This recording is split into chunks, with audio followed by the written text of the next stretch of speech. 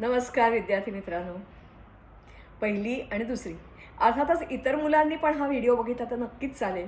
सुट्टीत त्यांनाही असं काही काही करता येईल, त्यांची कल्पनाशक्ती आणखीन स्वैर सोडता येईल आणि आत्ता मी जे दाखवते ते आणखीन इम्प्रोव्हाइज करता येईल. मुळात आपण पहिली आणि दुसरीसाठी ज्या काही वर्षभर ॲक्टिव्हिटी घेतल्या तर तुम्हीही एन्जॉय केल्या तर मीही भरपूर एन्जॉय केले. मात्र त्या सगळ्या वस्तू आपण वहीत चिकटवल्या.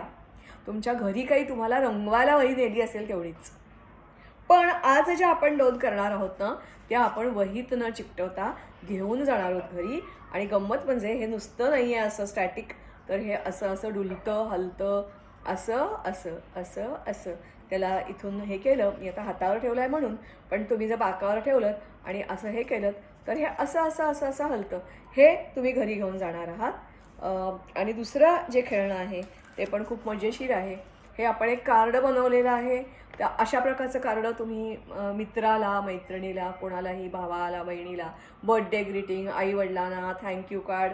बघा हे नुसतं नाही आहे बरं का, मात्र असं याच्यात आणखीन एक गंमत दडलेली आहे आणि ती म्हणजे ह्याच्या आत आपण इथे काय काय लिहिलेलं आहे. तुमची आता सुट्टी जवळ येते आहे म्हणून मी याच्यात हॅपी हॉलिडे असं लिहिलेलं आहे आणि आत डेकोरेट केलं आहे. ते तुम्ही कसंही वेगवेगळ्या प्रकारे काही तुमची कल्पनाशक्ती वापरून करू शकता किंवा चित्र इथे चिकटवू शकता, काही करू शकता.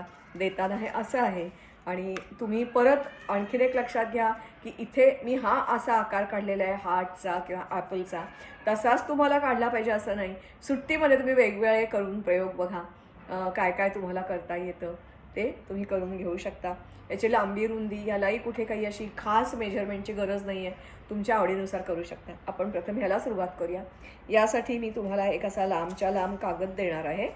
ह्या दोन्ही कागदाला खालती ज्याला आपण म्हणतो ना करवतीच्या यांनी कापलेलं आहे आणि असा हा कागद दिलेला आहे, प्लेन दिलेला आहे.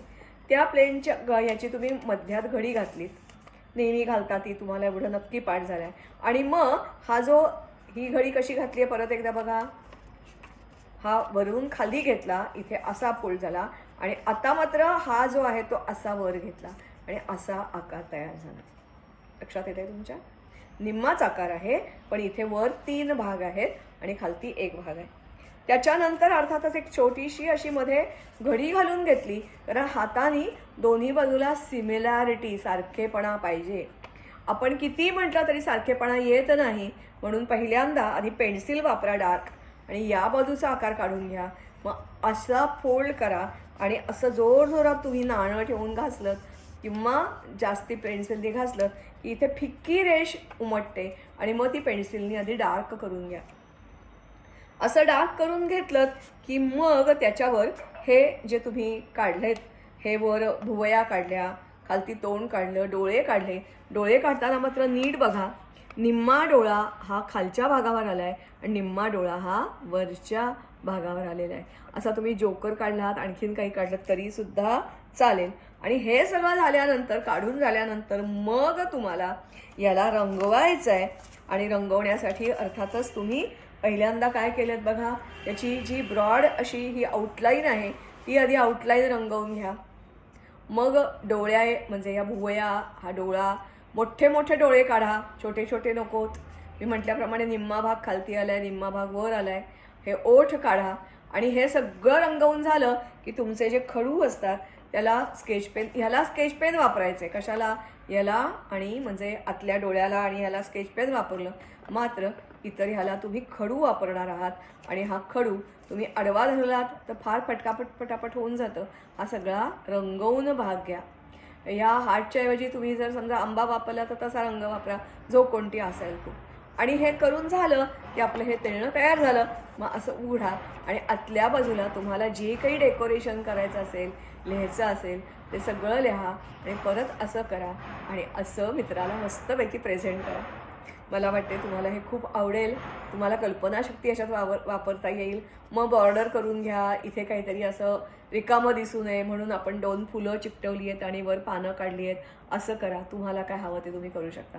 ही झाली एक ॲक्टिव्हिटी. आता हे तुम्हाला काय दिसतंय तर ही गोगलगाय आहे आणि ही गोगलगाय मी काय सांगितलं तुम्हाला, डुलणारी आहे आणि अशी उभी राहू शकते.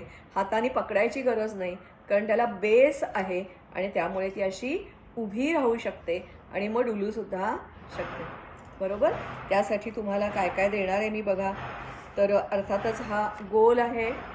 माझ्याजवळ काही इन्स्ट्रुमेंट्स असतात, पण तुम्हाला जर हा गोल करायचा असेल तर तुम्ही साधी तुमची वाटी किंवा काही पेला, एखाद्या डब्याचं झाकण, काही काही काही काही काही वापरू शकता तुम्ही आणि हे करू शकता.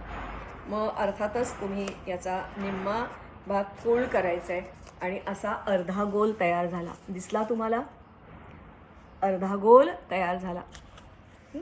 खूप घट्ट इथून करू नका, कारण घट्ट केलं तर मग हा जो काही गॅप आहे ना, ही गॅप राहणार नाही आणि असा उभा राहणार नाही. असं केल्यामुळे आणि हे बघा छानपैकी डुलू शकतो तो. पण त्यासाठी काय करायला पाहिजे बघितलं, असा मस्त डुलू शकतो. घट्ट करू नका, बॅलन्स साधारायचा प्रयत्न करतो. कारण तुम्हाला बॅलन्स हा शब्द आत्ता कदाचित नसेल, पण हा लुडकतं असा खेळणी बघितली असेल. मग तुम्हाला आणखीन एक असा गोल दिला जाईल. हा गोल वेगवेगळ्या रंगाचा असू शकेल. ह्या गोलावर आधी असं गोल गोल गोल, त्याला म्हणतात स्पायरल. काय म्हणतात त्याला? स्पायरल. मी नंतर चिकटवला त्यामुळे वेडावाकडा झालाय, म्हणून नंतर चिकटवायचा नाही. आधी चिकटवण्याच्या अगोदर असं गोल गोल गोल गोल काढून घ्या आणि मग इथे असं चिकटवा कडेला. कळतंय तुम्हाला? त्याच्यानंतर अर्थातच तुम्हाला असा व्हीच्या आकाराचा पण जाडा शेप दिला जाईल. तो इथे लावला आणि मग तुम्हाला असे 2 छोटे छोटे गोल वेगळ्या रंगाचे दिले जातील. ते 2 वेगवेगळे गोल इथे आणि इथे असे चिकटवून घेतले म्हणजे मग तुमचा हा असा हा व्ही, हा गोल, हे छोटे गोल. इथे डोळा हा मोठाच्या मोठा काढा. असंच तोंड काढलं पाहिजे असं नाही, तुम्ही वेगळ्या प्रकारे माझ्याहीपेक्षा खूप छान काढता.